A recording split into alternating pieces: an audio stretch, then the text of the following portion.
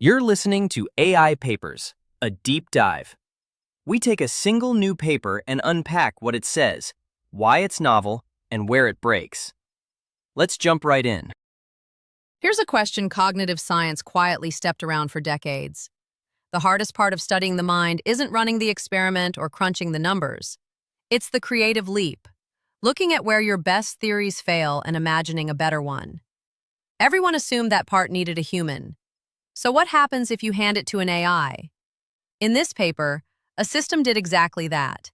It designed its own psychology experiments, paid 250 real people online to take them, diagnosed why its own theories were wrong, rewrote them, and along the way, it surfaced something new about how people make choices, then ran a locked-in study that confirmed it. Quick heads up before we go further. This is an AI-made explainer, both voices included. By the end, you'll understand how that loop closes, how an AI goes from a vague hypothesis all the way out to live human subjects and back, with no researcher in the chair, and why the thing it found is both impressive and a little suspicious. And the suspicious part is real, Cassidy, so hold on to it. Because the headline, AI Discovers New Psychology, is the kind of claim that should make you narrow your eyes. The honest version is more interesting than the hype, and it's also more interesting than the cynicism. We'll get to both. Right. So why should anyone outside this little corner of academia care? Because this is the frontier question for the whole AI doing science push. Self-driving chem labs, systems hunting faster algorithms, AI nibbling at open math. All of them automate the labor. This one is a test of whether you can automate the judgment, the part where a scientist stares at a pile of failures and invents the next idea. That's the slice everyone said was irreducibly human. The paper's name for it is almost a dare. They call the bottleneck the creative, historically human art of using the accumulated empirical failures of existing models to imagine better ones. That sentence is the whole project. Can you delegate that? And psychology turns out to be the perfect place to try, which is the part that surprised me. You'd think the mind would be the hardest thing to automate. But you don't need a wet lab or a particle accelerator. You can run a behavioral study in a web browser, recruit people online in minutes, and analyze it all in code. The labor was already automated in pieces. The only thing left standing was theory building. So the field had automated everything except the thing that actually counts as science. Exactly. And this system, it's called AutoCog, the Automated Cognitive Scientist, closes the full loop for the first time. The authors are out of Princeton mostly, with Stanford, Cornell, and Helmholtz Munich, published in late June 2026. Let me ground the whole thing in the actual task before we touch any AI, because everything hangs on it. Please, because multi-atrist decision-making is the kind of phrase that makes people close the tab. So picture you're choosing between two blenders. Each one's been rated by a handful of expert reviewers, but the reviewers aren't equally trustworthy. One's a known authority, another's kind of flaky. Each expert gives a verdict on each blender, and you know roughly how reliable each expert is. Now, which blender do you pick? That's the entire task. Two options, several cues of differing reliability, one choice. And decades of psychology boiled the candidate strategies down to 3 clean rivals. You need all 3, because the drama is what the AI does to them. 3 rules. First, take the best. Find the single most reliable reviewer who actually disagrees about the 2 blenders. Go with whatever they say. Ignore everyone else. Trust your best source and stop. Second, tallying. Pure democracy. Just count how many reviewers favor each blender and go with the majority. You completely ignore how reliable anyone is. Every vote counts the same. And third, weighted additive, WADD, the careful accountant. Add up every reviewer's verdict, but weight each one by how reliable they are. The textbook trio. Trust your best, count the votes, weigh everything. Hold those 3 because the whole story is the AI finding a way to unify them, and then to extend them. Now here's the distinction that everything downstream depends on, and it's subtle, so let me make it concrete. There's a difference between a theory and a model. A theory is a claim in plain English. People trust their single most reliable source. A model is that exact claim rewritten as a little program. You feed it a specific choice, and it spits out the probability a person picks blender A versus blender B. So the agents in this system traffic in both at once. Both at once. They argue in English, and they ship code. And tuck this away, because it comes back to bite. Nothing in the loop ever checks that the English and the code actually say the same thing. But for now, just hold the two layers. Verbal claim, runnable program. Okay, so how does the loop actually turn? This is the hero of the whole paper. Figure 1 is a cycle, and I want you to picture it spinning. 4 stages. 2 AI agents each adopt a theory and act as its advocate. Stage 1. Each agent designs an experiment where its own theory should crush the rivals. Stage 2. Collect data, real humans, online. Stage 3. Score the theories against what the humans actually did. Stage 4. A neutral arbiter agent diagnoses why the loser lost, and a reviser rewrites it. Then the wheel turns again. The cleanest way to picture the agents is 2 rival lawyers. Each is convinced of their own case, and each gets to design the trial most likely to vindicate their theory and demolish the others. Then a neutral judge looks at how the real evidence fell. I like that, but the courtroom image breaks in one important spot. It does. Real lawyers want to win. This system wants the truth, so the trial doesn't end in a verdict. The loser gets rebuilt, and the whole thing runs again, round after round. That self-correcting rebuild is the part the courtroom doesn't capture. It's less a trial than an evolutionary tournament where losing cases get redrawn smarter. And there are 2 design choices in there that I think are the actual cleverness. 1. Before any experiment touches a real human, the system simulates it to verify it can even tell the 2 theories apart. No point paying people for a study where both theories predict the same thing. Simulate first, collect second. That gate matters more than it sounds. You're not just saving money, you're forcing every real-world study to be genuinely discriminating. The experiment only happens if it's already proven, in simulation, to be a fair fight that one side can lose.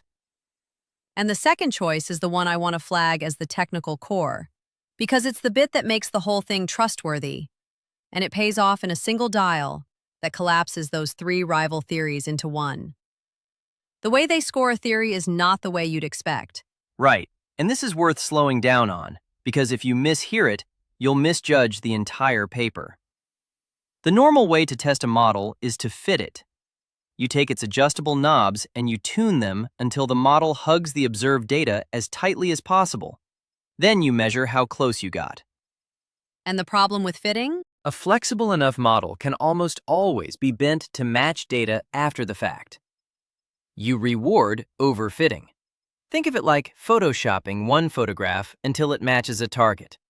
With enough editing, you can force basically any image to line up, which proves almost nothing about the image. So AutoCog refuses to Photoshop. It does something else entirely. It leaves the knobs at randomly drawn settings, no tuning, and it simulates a whole crowd of fake participants. Then it asks, does this fake crowd's pattern of choices look like a real crowd's? It's casting a crowd of extras and checking whether the crowd as a whole moves naturally, instead of editing one face into place. You can't massage a population into looking lifelike.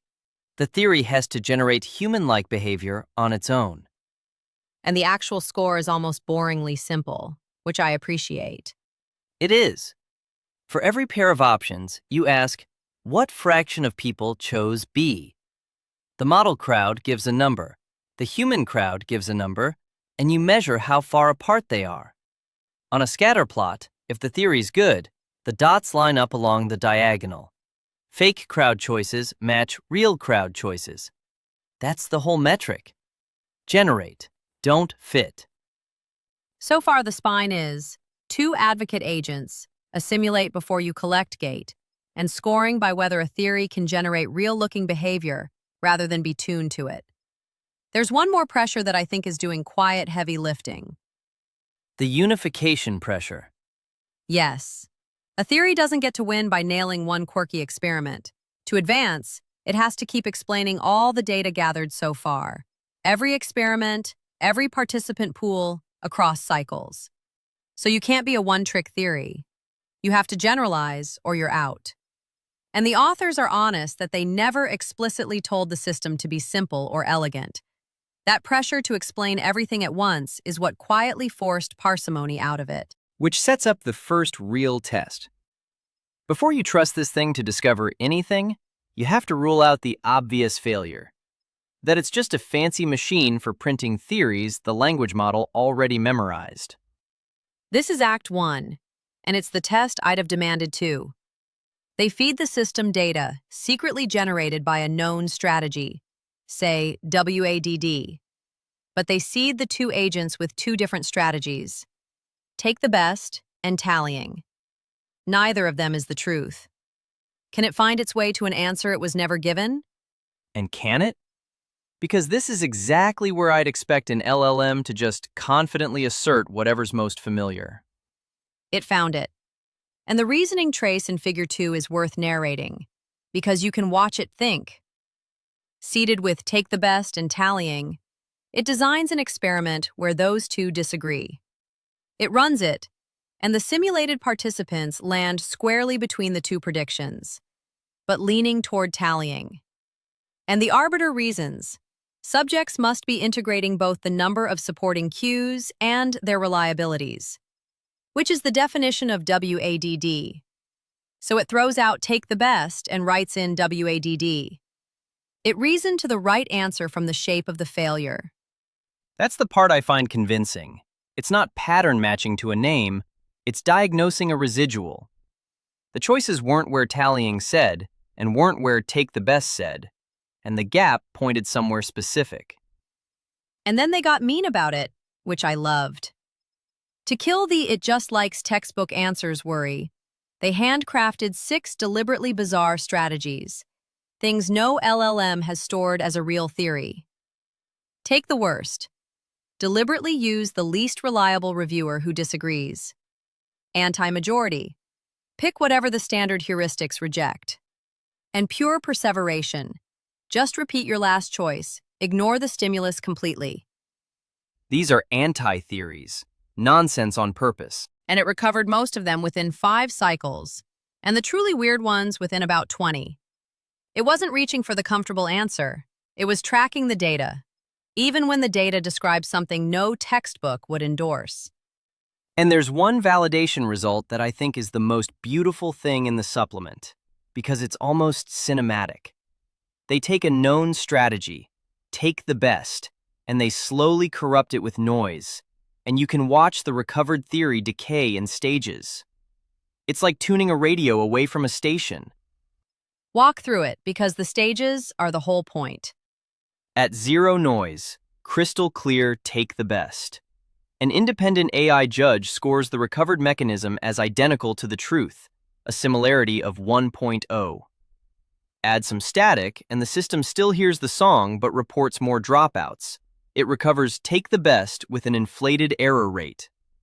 Add more, and it hears only a fuzzy outline, a softened, probabilistic version of the stopping rule. And then pure static. The system gives up on cue-based reasoning entirely and honestly reports near-random guessing, similarity down at 0.17. So it doesn't hallucinate a song in the noise. That's exactly it. When there's a signal, it reports the signal. When there's nothing, it says nothing's there. That cascade is the strongest evidence in the paper that the discoveries are driven by data, not by whatever the language model finds easy to say. Honestly tracking the static instead of imagining music in it. So Act 1 passes. It recovers hidden truths, even ugly ones, And it doesn't invent structure and noise, which means you can finally turn it loose on real people, where there is no answer key. And this is where it stops being a validation exercise and starts being actual science. Act 2. AutoCog autonomously ran 10 online studies across 5 cycles, 25 people each, 250 total, each paid 80 cents for a 6 to 8 minute task, all recruited through Prolific, with zero researcher intervention between proposing an experiment and revising a theory. It's a real deployed pipeline, not a thought experiment. And in this first run, the expert ratings are binary. Each reviewer just says yes or no on each product. Right, simple thumbs up or down. And here's the payoff of that dial Tyler promised. The winning theory was something they call the nonlinear subjective weighting model, and it has one free exponent, one number, that does something elegant. Picture a single volume knob. This is the cleanest idea in the paper, so let me take the knob. Turn it all the way down, and every reviewer counts equally. That's tallying. Set it to the middle, and reviewers count in proportion to their reliability. That's textbook WADD.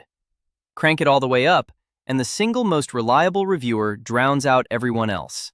That's take the best. So the 3 rival theories are 3 settings of one knob. Decades of treating them as competitors, and they fall out as endpoints of a single continuous dial. That's the difference between finding a 4th competitor and finding a unification.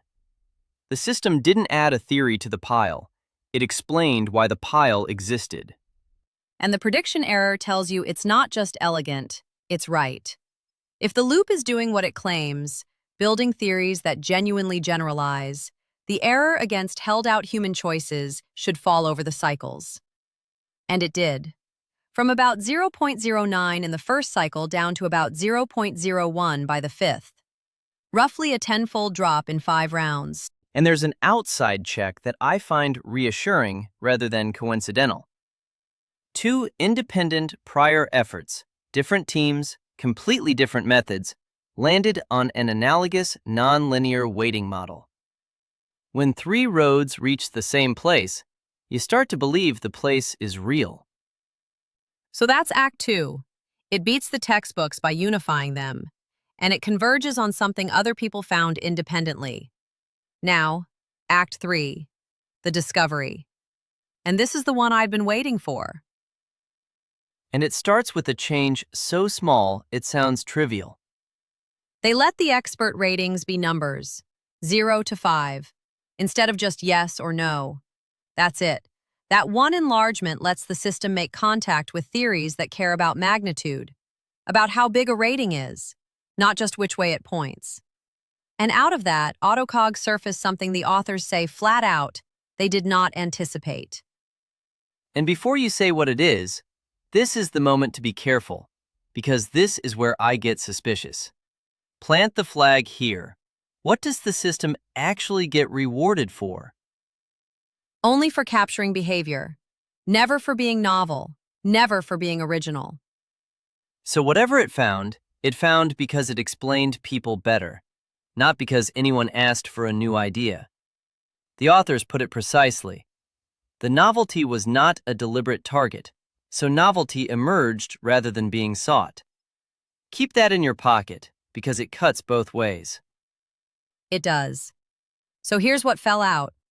They call it diminishing returns WADD. Before the system weighs the ratings, it passes them through a concave function, a curve that's steep at low values and flat at high ones. In plain terms, the same 1-point advantage matters more when the ratings are small than when they're already large. Give the example from the paper, because it makes it physical. Compare 2 products. Product A has ratings of 1, 4, 2, 2. Product B has 0, 5, 2, 2. Look at the first 2 cues. A beats B by 1 point in the low range, 1 versus 0, and B beats A by 1 point in the high range, 5 versus 4. A purely linear scorekeeper calls that a perfect wash. 2 1-point edges cancel out. But diminishing returns WADD says the low-range edge is worth more. Going from no endorsement to a little endorsement registers more than nudging an already high score higher. And people agreed. That's the finding. And now, does this remind you of anything? Because the moment I read steep at the low end, flat at the high end, a bell went off. It's prospect theory. It's prospect theory. Kahneman and Tversky's diminishing sensitivity, the most celebrated idea in decision science. The gap between $10 and $20 feels bigger than the gap between $10.10 and $10.20, even though it's the same $20, the same curve. And the authors say this connection out loud. They don't hide it. AutoCog rediscovered, in a fresh task, one of the deepest principles in the whole field. Which is the validation and the caveat in one breath. And we'll come back to that. But before the suspicion, they didn't just eyeball this and declare victory. They did the thing that separates a hunch from a finding. They pre-registered it. And for anyone who doesn't carry that word around, pre-registration means you write down and lock your exact predictions, your stimuli, and your analysis plan before you collect a single data point. It's the gold standard guard against finding a story in noise after the fact. It turns "we noticed a pattern" into "we predicted a pattern and it showed up." So they froze 3 predictions, ran a fresh study, and all 3 held in the predicted direction. The strongest one? When they pit diminishing returns WADD against the rivals on choices designed to separate them, people matched it more often than each competitor, beating plain tallying so decisively that the odds of it happening by chance are about 4 in 10 million. Vanishingly unlikely. And the second prediction? The steep versus flat one? When the advantage sat in the low range, people went for it 58% of the time, where pure chance is 50, with a p-value around 3 in 100,000. So the core curvature is solidly there. And the third one. Be honest about the third one. The third one is the soft leg, and I want to be straight about it because the paper smooths it slightly. It's a level shift effect, about a 3 percentage point difference, p of 0.036, one-sided. On the two-sided version, the confidence interval actually includes 0. So it's a confirmation, but a thin one. 2 strong legs and one that barely stands. And that honesty is the right segue, because the thin leg is the smallest of several places where I'd push back hard on the headline. Can I take the skeptic's chair for a minute? That's the channel. Go. So the framing is an automated cognitive scientist discovering psychological theories. And I want to name precisely the gap between that sentence and what actually happened. Start with the domain. Multi-attribute decision-making is about the friendliest possible place to try this. The space of established theories is tiny and tidy. 3 rules, each writable in a few lines of code, each cleanly separable by simple stimulus tweaks. The authors chose it explicitly for its mature theories and concrete models. That's exactly the setting where this should work best. So, discovering psychological theories runs out ahead of the evidence, which is discovering decision-making theories in a tightly specified space. That's fair, though I'd say a first existence proof has to start somewhere clean. It does, and I'd grant that, but watch the second issue because it compounds. Both things it discovered are variants inside the WADD family. A power law on the weights in one run, a concave transform on the values in the other. The authors themselves note the second run fully explored within the WADD family after discarding the seeds. The system never really left the neighborhood of the accountant. So this open-ended search looks, in practice, a lot more like local refinement around the theory it was handed. So less imagine a new kind of mind, more tune the one you started with. Right, and then the third one, which is the sharpest. The flagship discovery, the diminishing returns curvature, is prospect theory. One of the most famous ideas in all of decision science, certainly sitting in the language model's training data in 1,000 forms. Now, the simulation recoveries are genuinely strong evidence the system tracks data and not its own priors. The noise cascade proves that. But the human discovery happens to land precisely on a famous prior. So the specific prediction in this task was new and confirmed. I'll fully grant that, independent of the system that surfaced it, the regularity is a confirmed fact. But the underlying mechanism is a known principle, not a new one. The novelty is narrower than the headline. And I think the cleanest way to say it is, the system rediscovered a deep truth and confirmed a new instance of it. That's real, and it's less than discovered new psychology. And there's a fourth one the authors concede themselves, which I think is the deepest. Remember the two layers, the verbal theory and the runnable code? The loop checks that the code compiles and predicts the data. It never checks that the code faithfully realizes the English theory it's paired with. They can drift apart, and nothing in the system catches it. The authors call it a verbal to formal translation problem the field is yet to solve. So the thing you read as the discovery and the thing that actually generated the predictions might not be the same thing. That one I can't wave away. It sits right at the heart of what it would mean to trust the output as a theory. And one last thing, quickly, the controls. They show AutoCog beats random experiment design, a hard-coded metric, neutral framing. So the AI parts add value over null baselines. But there's no head-to-head against a strong human cognitive scientist or a rival automated system.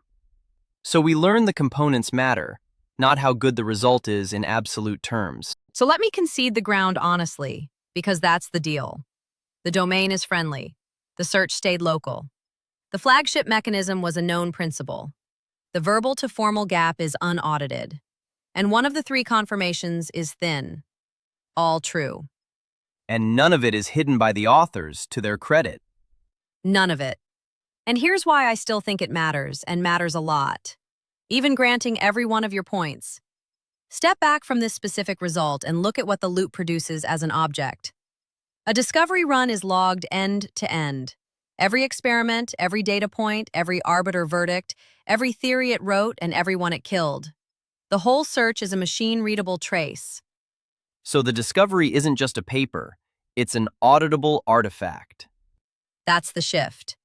Another researcher, or another agent, can open up the trace, see exactly why each candidate got discarded, and resume the search from the frontier instead of starting over. Compare that to how psychology normally works, where the creative leap happens in one person's head, and you get a polished paper that hides every dead end. This is a completely different relationship to reproducibility. The judgment becomes inspectable. And the human doesn't disappear in this picture. They move. They move up a level. Instead of executing studies, the researcher specifies what counts as a good theory, what forms it's allowed to take, what space the machine may explore. The authors are explicit that everything AutoCog produces is bounded by those human-set constraints. So the role shifts from running the experiment to deciding what would even count as an answer. Which, honestly, is the more interesting job. And there's a forward path they gesture at that I think is the real prize, though it's conditional. You could run the early, wasteful part of the search against a behavioral foundation model, an AI trained to mimic human behavior, entirely in silico, and only spend real humans on the survivors. The catch they're careful about, that only works as far as the AI stand-in faithfully captures real people. Lean on it too hard and you're discovering facts about your simulator, not about minds. So here's where I'd land the whole thing. The durable result isn't diminishing returns WADD, and it isn't even that an AI ran the loop. It's a reframing. That theory building, the creative act we treated as a private flash of insight, can become explicit, executable, and cumulative. A thing you log, audit, and resume, instead of a thing that lives and dies in one head. Whether that survives contact with a messy domain, where the theories don't fit in 5 lines of code, is genuinely unknown. This is one clean room, beautifully demonstrated. And I'd add the honest counterweight, since I get to keep it. A clean room is also the easiest place to win. The day this surfaces a mechanism that isn't already in the textbook, that's the day the headline earns its full size. We're not there, but it's a real first step toward there, and the auditability is what makes the next step possible. So here's the question for you watching. If an AI can run the loop, propose, test, diagnose, revise, and log every step as an inspectable trace, does that make the discovery more trustworthy than a human's private insight because you can audit every dead end? Or less, because the creative judgment you most want to scrutinize is exactly the part now buried inside a model? There's no clean answer there. Drop a comment with where you come down, and the one thing that would change your mind. The full annotated version of this episode is on paperdive.ai. Every technical term tapped to define, with links to the related papers grouped by theme, including the prospect theory and fast and frugal heuristics threads we leaned on, plus the weekly and monthly roundups. Quick housekeeping. This script was written by Anthropic's Claude Opus 4.8. Tyler and I are both AI voices from 11 Labs, and the producer isn't affiliated with either company. The paper is Closing the Loop to Discover Psychological Theories with an Automated Cognitive Scientist, posted to Archive on June 24, 2026, and we recorded this 2 days later. The creative leap finally got logged. Now we find out if it travels past the clean room.